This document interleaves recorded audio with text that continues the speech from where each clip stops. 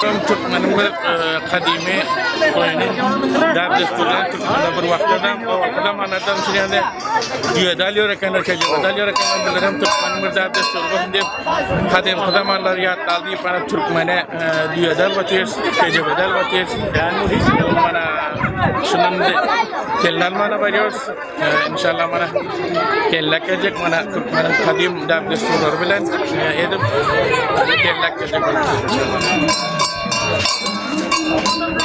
Sallanı sunlanında biller yerli kece uğrabında toya da batıyor.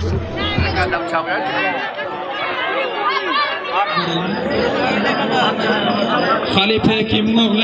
Divarın işine Alim Beşir'le araştırmalar.